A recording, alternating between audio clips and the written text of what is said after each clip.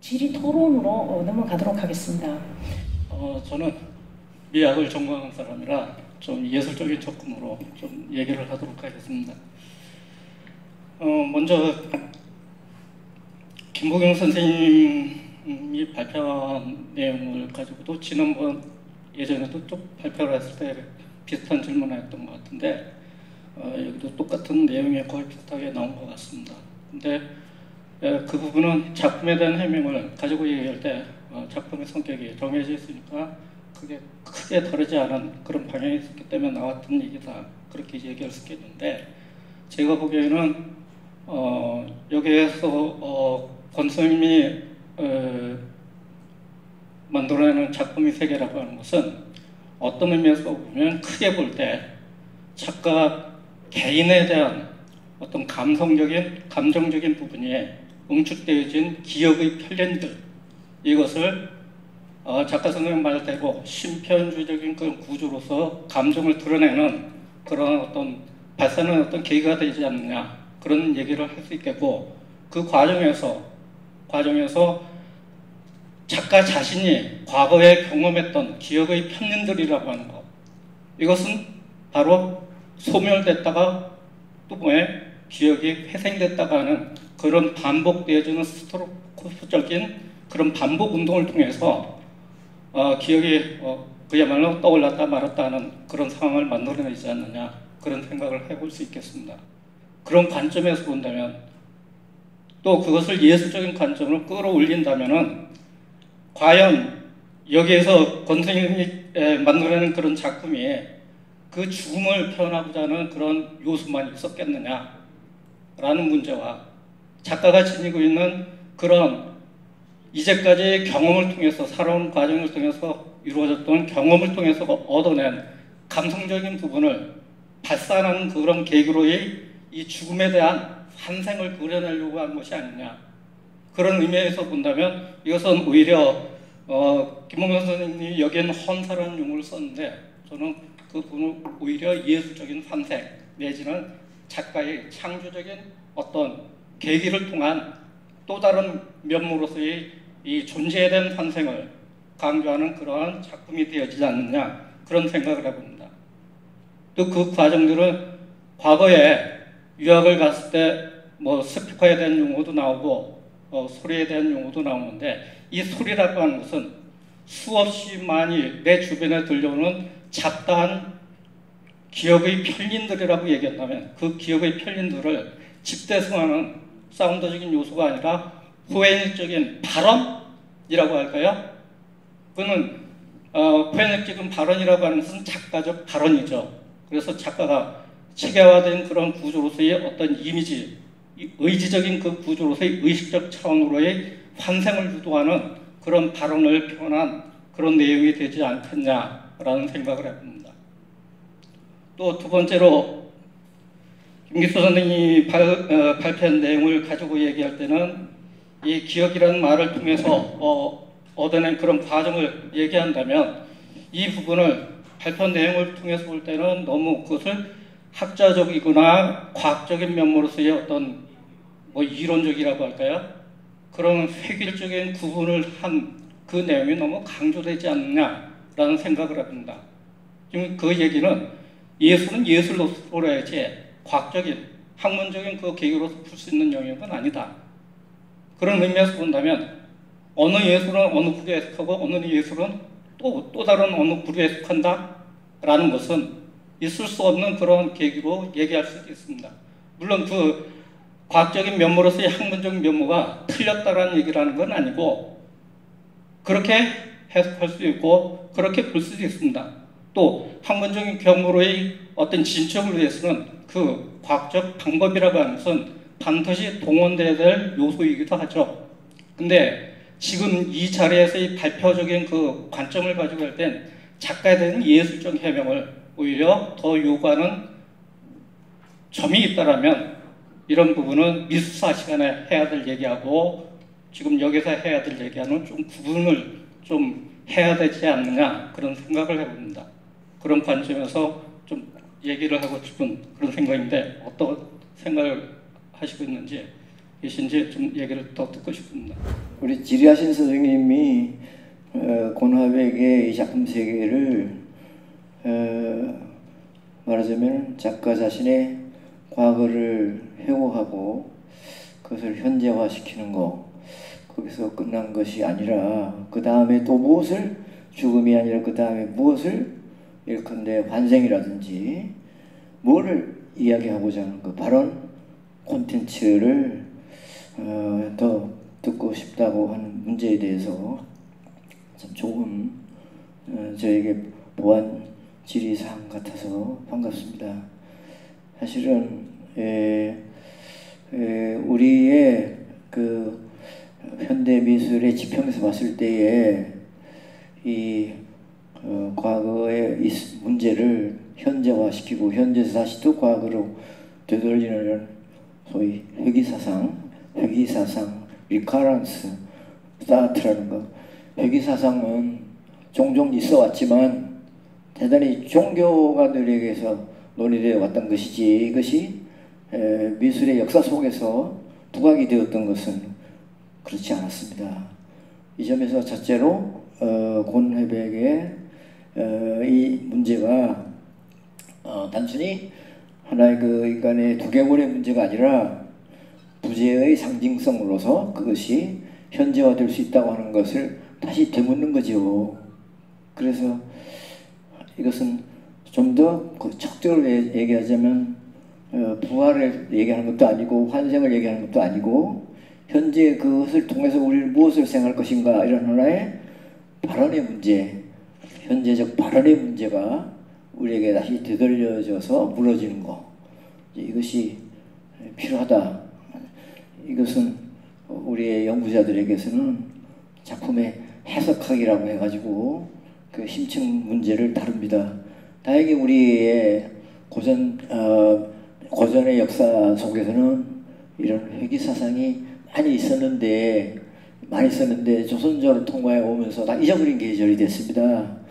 이것을 현대 작가가 다시 그것을 복원시키려고 애쓰고 있다고 하는 점을 저는 기쁘게 생각하고 있습니다.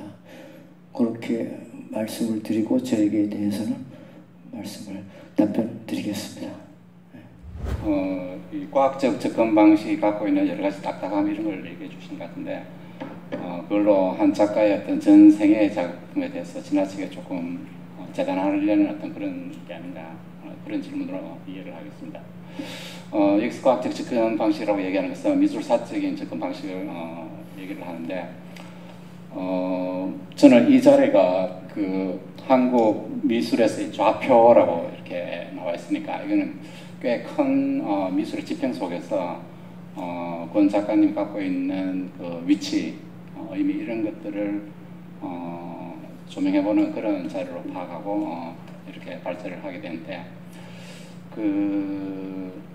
한 50년 정도의 커리어를 갖고 있는 어떤 한 작가를 이런 큰 미술사적인 맥락의 이 스펙트럼 속에 그 의미를 이제 규명해보는 이런 작업들은 어떤 작가도 피할 수 없습니다. 이거는 피할 수 없고, 뭐 이를테면은 그 피카소를 잠깐 한번 얘기해 볼까요?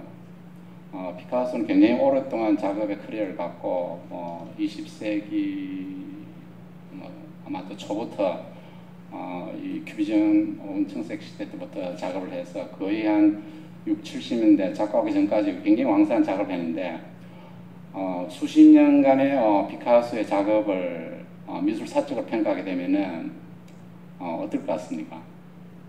미술사가들은 제가 앞서서 이제 미술사적 관점에서는 포유와 배제의 어떤 그런 관점을 불가피하게 작동시키지 않을 수 없다고 말씀드리는데, 이거는 이런 작업들은 우리가 사실 피할 수 없는 거거든요.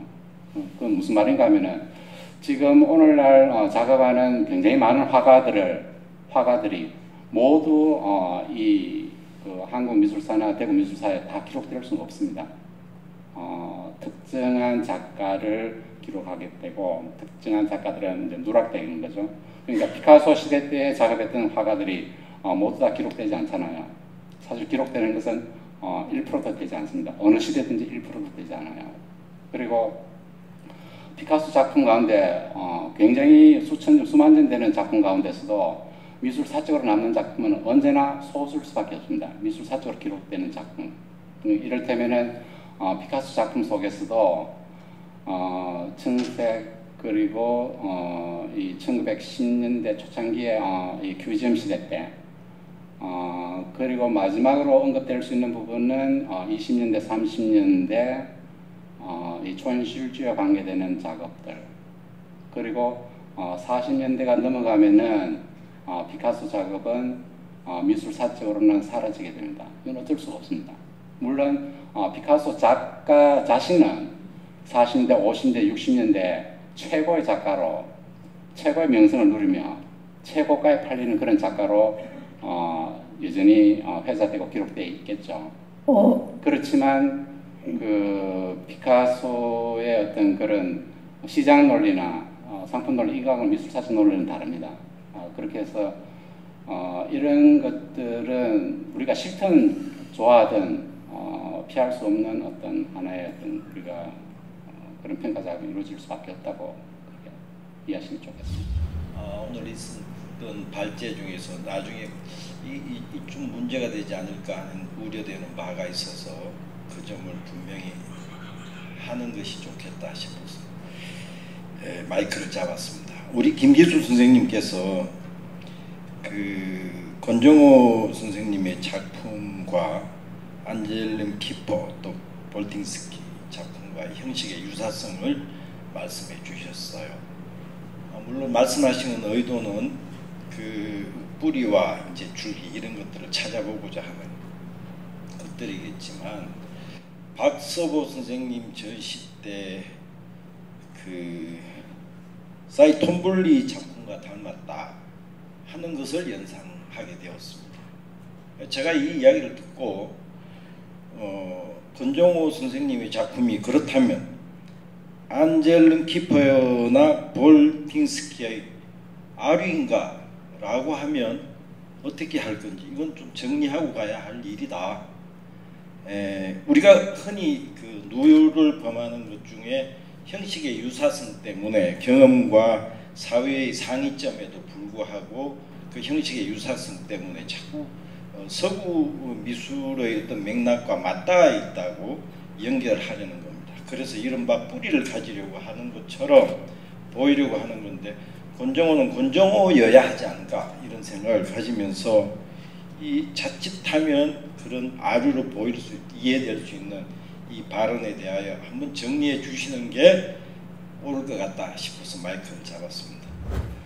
비교하는 그런 지점에 있어서 한쪽을 본류로 생각, 한쪽을 아류로 이렇게 접근하는 이런 방식에 대해서는 저희들도 굉장히 경계하지 않으면 안 되는 그런 지점들입니다. 실제로. 그리고 이런 지점에서 이 컨템포리 아트라고 얘기하는 것에 대해서 핵심만 조금 말씀드리자면은 이 모던 아트에서는 확연하게 아류와 서구와 비서구가 아류와 주를 이렇게 구분이 됩니다. 왜냐하면 계속 이제 그 인상과부터 잭슨 폴록의 추상 표현지까지는 거의 수입 미술이기 때문에 그렇지만 이 컨템포리 아트 그러니까 탈모던 혹은 반모던적인 그런 기류 속에서는 기본적으로 탈식민주의 관점에서 탈중심화된 미술이라고 그렇게 보셔야 됩니다. 굉장히 중요한 지점인데 탈중심화됐다는 얘기는 탈서구 중심주의적인 그런 미술에서 이해하시는 게 맞고 그래서 각 지역의 미술사가 세계 미술사를 대체하게 됩니다. 세계 미술사는 따로 존재하는 게 아니고 하나의 중심에 있는 미술사가 쓰여지는 게 이제 불가능합니다. 여기서 제가 발표를 할 때 이제 전 지구적 전환이라고 그렇게 얘기했는데 이것은 이전에는 모던 아트에서는 서구 중심주의적인 미술사가 주류가 하나 있고 그 다음부터 아류가 이렇게 형성됐다 그러면은 컨템포러리 맥락 속에서는 완전히 탈중심화돼 가지고 지역의 미술사만 존재합니다. 그리고 지역의 미술사가 뭉쳐가지고 이 세계 미술사가 쓰여지는 것이 메인스트림이라는 게 사라지게 된다는 얘기죠. 그런 의미에서 기본적으로 권정호 작가님을 아류로 보고 볼탄스키나 키퍼를 주류로 보고 이런 관점은 아니라는 걸 분명히 해주고 싶고 다만 그 작가를 언급한 것은 비유적인 의미에서 차용했을 뿐입니다. 그리고 그 조금 오해가 있었을 것 같아서 한 가지만 더 좀 해명하고 싶은 것은 그 양식적으로나 양적으로 보면은 권정호 선생님의 작업은 기업에 조금 더 가깝습니다. 그리고 제가 판단하건대는 컨템포러리 아트의 엄밀한 시각에서 보면은 권정호 선생님의 작업이 가장 높게 평가받을 수 있는 부분은 이거는 볼탄스키가 닮았다는 얘기가 아니라 볼탄스키가 가고자 했던 그런 길과 유사한 길을 갔기 때문에 볼탄스키와 맞닿아 있는 그런 작업의 방식이 저는 대구 현대미술사를 쓰게 되면 가장 높게 평가받지 않을까. 그것은 각 일본이나 중국 혹은 서구나 남미의 어떤 지역사가 미술사가 쓰여진게 된다 그러면은 제가 이야기하는 그런 비슷한 관점에서 아마 그런 작업들이 걸려져서 아마 기록이 되지 않을까. 그거는 제 어떤 그런 기본적인 학문적인 어떤 소신입니다. 예.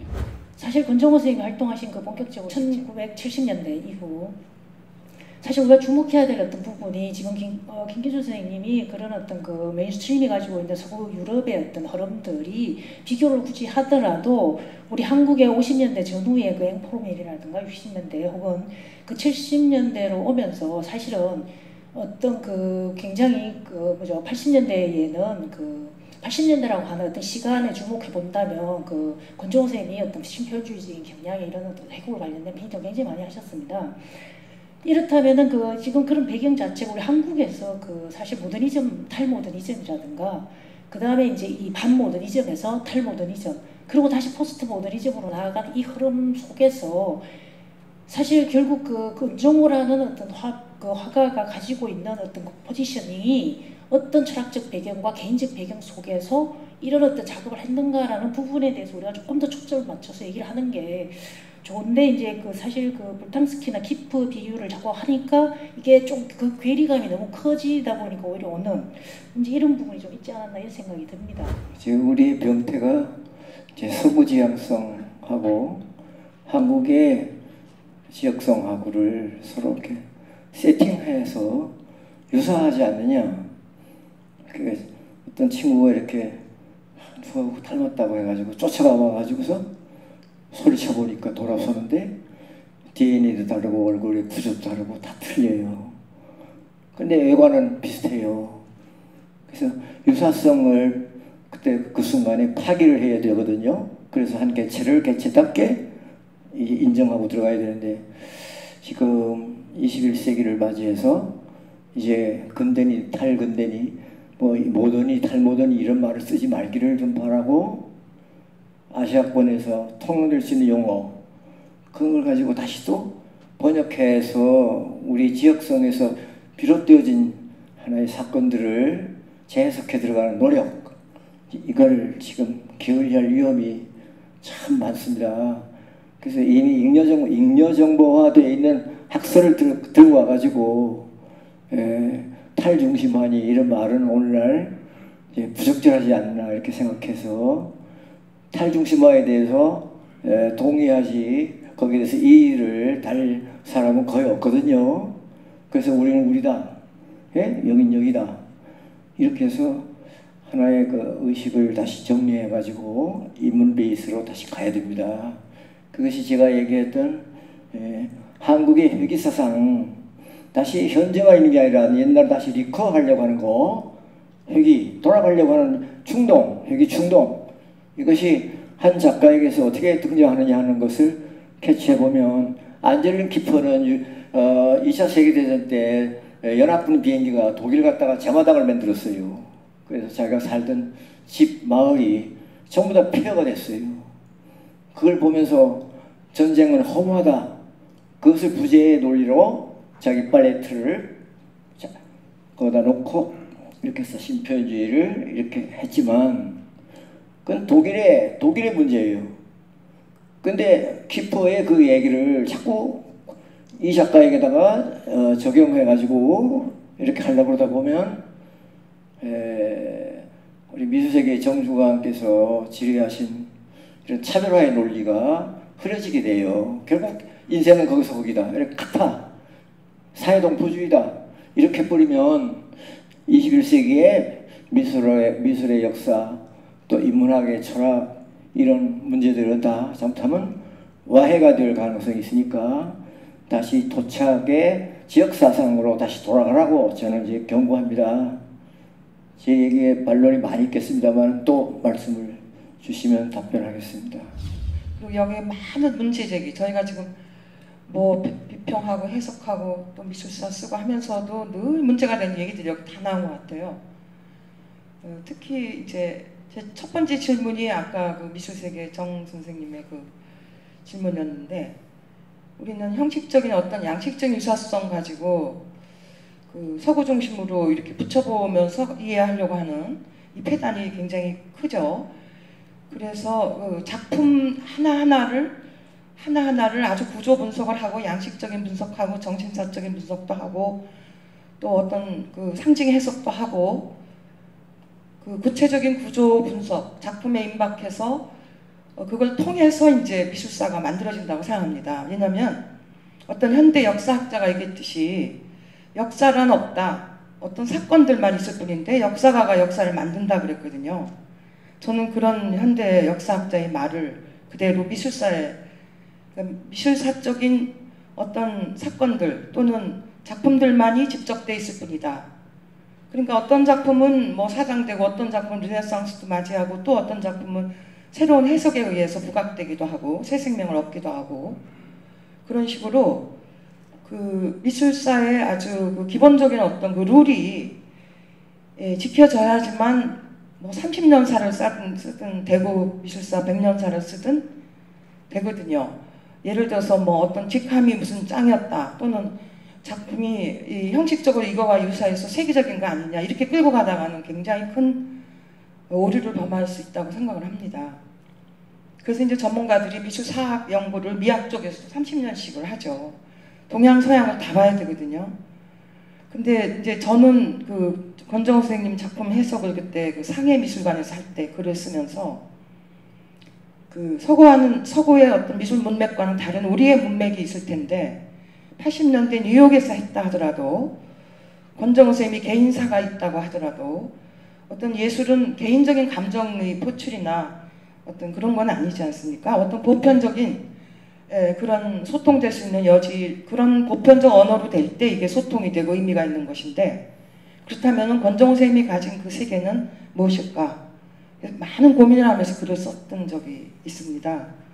거기서 오히려 오늘 김보경 선생님 발제하신 데서 화엄 사상이 문득 나와서 제가 굉장히 반가웠는데요. 아무리 뉴욕에 가서 하고 파리에 가서 작업을 해도 역시 동양의 DNA를 무시할 수가 없거든요. 그러니까 어떤 대개 보면 지금 전시장에서도 앞으로 보시겠지만은 오방색, 다양한 푸른색, 붉은색, 검은색, 흰색, 해골이 그렇게 돼 있어요.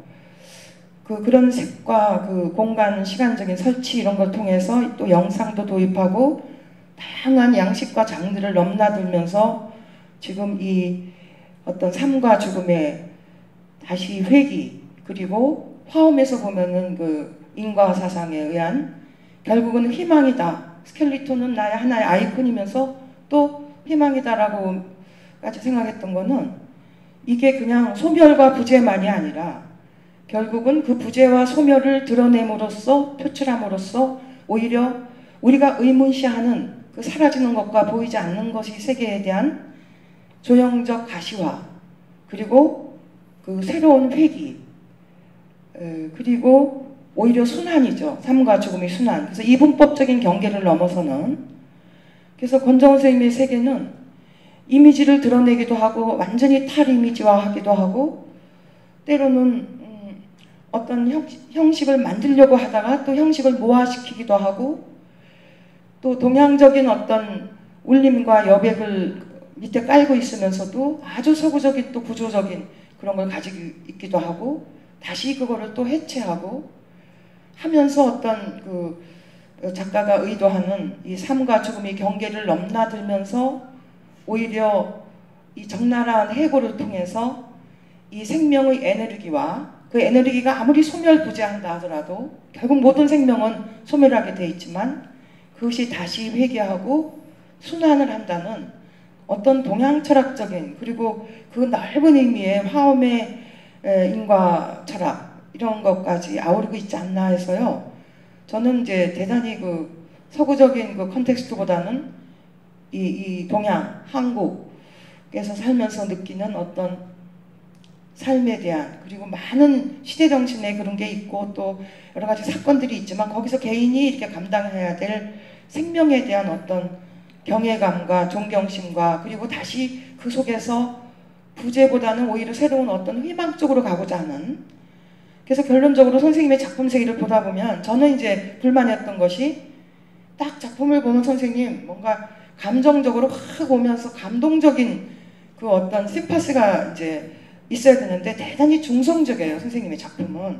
오히려 조형적인데 너무 치우쳐 있다는 생각이 들어서 어떤 현실 감각을 좀 회복하셔갖고 선생님 여기에 우리 일상적인데 또 우리 역사 속에서 느끼는 그런 것들이 좀 들어가면 훨씬 더 선생님의 이 우리 삶과 죽음 또 여러 가지 이런 걸 조명하는 거기에 더 뭐랄까 어떤 파워 그 아티스틱 창조적인 힘이 생길 것 같습니다 라는 말씀을 드린 적이 있는데 현재 진행되고 있는 거는 오히려 대단히 현실인식적인 그런 거를 포함해서 많은 고민과 함께 지금 연세가 있으심에도 불구하고 대구에서 이만큼 청년 작가처럼 고민해가면서 다양한 그 공간에서 작업을 펼쳐가면서 모든 그 현대적인 과학적인 기기들을 다 이용해서 그 당신이 의도하는 바를 표출을 위한 여러 가지 그거를 이렇게 사용하고 있는 거에 대해서 대단히 놀랍게 생각하거든요. 그래 저는 지금 질문은 권정호 선생님께도 이제 똑같이 앞으로 드릴 질문이겠지만 이게 대구미술사에 적어도 이 작품의 가치와 의미 어떤 연관관계 속에서의 그 중요성을 찾아내려면 작품 하나하나에 육박하는 해석이 일어나지 않으면 왜냐하면 선생님의 작품 세계는 70년대에 있었던 점선이 세계가 결국은 지금 해골의 그 뒷배경으로도 다 깔리고 밑에 깔리기도 하고 영상으로도 또 그게 배경으로 드러나고 그럼 점선이라는 것은 서구미술사에서 보면 가장 순수 조형적인 요소의 환원이거든요. 근데 그 환원에 현재까지 진행된 거 보면 거기에 굉장히 노력을 하시면서 어떤 일상적인 것에서부터 사건과 시대적인 거 이런 것들을 통해서 오히려 생명감을 얻으려고 굉장히 노력을 하고 계셔서 이 해골이 그냥 해골로 볼 게 아니라 이건 선생님이 하나의 매제로서의 모티브고 아이콘이면서도 그거를 통해서 사회와 삶과 죽음과 또 동양적인 그 순환 철학과 이런 모든 것을 아우러서 고민하고 계신 건 아닌지 저는 그렇게 생각합니다. 그래서 이게 좀 제대로 분담을 해서라도 해석이 정확하게 돼가지고 혼자 하긴 힘들어요. 여러 명이 같이 의견을 종합해서 그 입체적인 조감을 했을 때 대구미술사에서 정말 어떤 의미 연관과 앞뒤 문맥 속에서 이것이 미술사에 기록될 작품인가가 정해지는 것이지 형식적으로 지금 우리가 안젤름 키퍼, 볼탄스키를 얘기할 때는 아닌 것 같아요. 그게 이제 김기수 선생님의 의도는 이제 충분히 이제 답변으로도 제가 또 파악은 했지만 자칫 저번에 박서구 선생님이 사이즈 톰볼리 얘기 나온 것처럼 굉장한 오류를 범할 수 있는 하여튼 세 분의 그 발제를 통해서 저는 개인적으로는 제가 그 전에 해석하고 썼던 그 내용 플러스 또 앞으로 이 미술사적인 여러 가지 종합적인 이런 해석이 제대로 일어나지 않으면 안 되겠구나 하는 것을 절실히 느끼는 계기가 됐습니다. 우리 권정호 화백에 드리는 아주 진솔한 충언이 있다면 우리 김호결 선생님의 이 말씀이 아닌가. 부재에 대해서 주목하는 것은 좋지만 그 부재로부터 현실로 되먹여지는 이것이 후자가 없으면 앞으로 대구 미술은 어찌할꼬 이렇게 하는 문제에 대해서 화두를 던진 것은 오늘 이 심포지엄의 하이라이트 같습니다. 그리고 어느 한 작가를 그것이 ABC 누구든지 좋습니다. 그걸 서구에 누구하고 맞대가지고 유사성에 대해서 측정을 하려고 하는 이 노력은 60년대 아더 단토가 벌써 그만하라 그랬습니다. 그거 그만하라. 밀수아는 죽었다 이렇게 말했습니다. Art history is died 이렇게 한 것에 대해서 경고로 받아들인다면 우리들에게 다음에 공부할 것이 무엇인지를 대단히 시사하는 바가 클 거라고 생각합니다. 내가 우리 김기수 선생님한테 뭐 송구스럽다고 이렇게 얘기할 정도로 보태가지고서 여러분들이 우리 같이 노력해서 앞으로 대구 미술을 어떻게 끌고 어디로 갈는지 하는 문제의 어떤 숙제가 이것이 아니겠는가 이렇게 생각했습니다.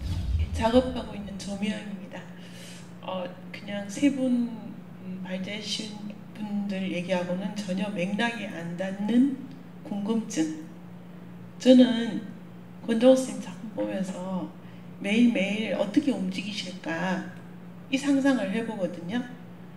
정말 이 해골은 죽음이라는 이 등식 하나로 평생을 작업하실까? 실제로 고민하게 되는 거는 보다 더 미학적인 고민 아닐까. 제가 아까 올라오면서 앞에 있는 작품을 가까이 가서 봤거든요. 그 은색. 그래서 무슨 재료로 되어 있는지 어떤 느낌인지 뭐 가끔은 아주 도발적인 색을 또 조명으로 쓰시기도 하고 해서 전 그 부분에 대해서 되게 궁금하고 그래서 정말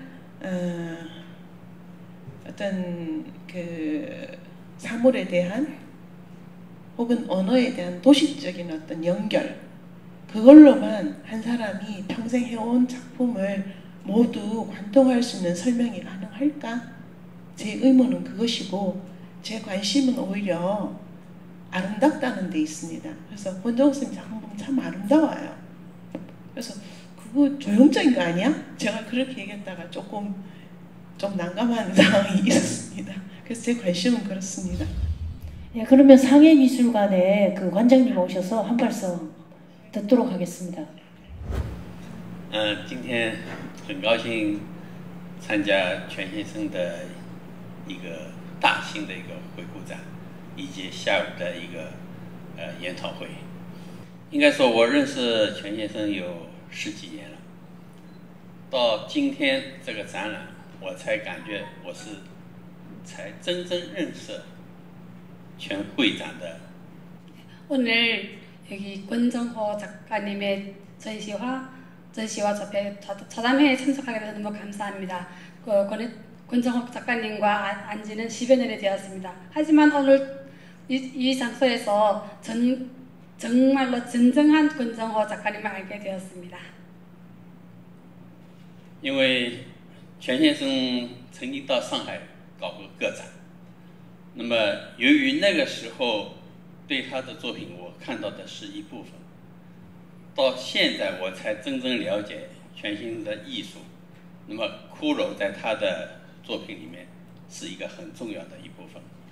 我过去认为骷髅只是他作品中的一个插曲，在今天这个展览，我才知道是他的一生的对一个主题的阐述。 네, 권정호 작가님은 상해에서 전시회를 열었습니다. 그때는 그냥 해골은 그냥 한 개 작품이라고 생각을 했습니다. 하지만 오늘 이 전시회를 보고 이 회에 참석하면서 해골은 그래도 권정호 작가님의 평생을 주제로 한 모든 내용에 들어있는 작품이구나를 알게 되었습니다. 从70年代的早期作品，我觉得它是一个现代主义。 到现在的作品，其实它走到了当代艺术。那么这个过程，我觉得骷髅的形象它越来越具体，但是它表现的思想却越来越远，就是离骷髅本身的一个造型越来越远，就感觉骷髅是一个物化的东西，然后它的精神的东西飘出来，它实际上是对一个社会生活的反应。 해골 작품에 대해서 얘기하자면은 전에는 해골은 그냥 해골이고 그냥 아무 의미가 많은 의미가 담겨 있다는 것을 많이 몰랐지만 이번에 이 회에 참석하면서 해골에는 많은 작가님의 많은 생각과 많은 의미들이 들어가 있고 그리고 해골에 대한 내용도 있지만 그 안에 더 깊은 내용, 더 앞으로 볼 수 있는 내용들이 담겨져 있다는 것을 느꼈습니다. 骷髅其实只是一个他思想表达的载体，他的真实要表达的就是对社会的揭露，他不再是一个骷髅这样一个形象，而是对生命的珍惜。我是这样的体会。 해골은 그냥 해골에 대한 설명인 거 아니라 사회에 대한 모든 문제들을 제기하고 있는 것 같습니다. 谢谢。 감사합니다. 모든 내용들이 열심히 앞으로 좋은 작업하라 하는 내용이 아닌가 싶습니다. 살아있는 동안 더욱더 열심히 해서 좋은 작품 내놓으라고 애를 쓰겠습니다. 감사합니다.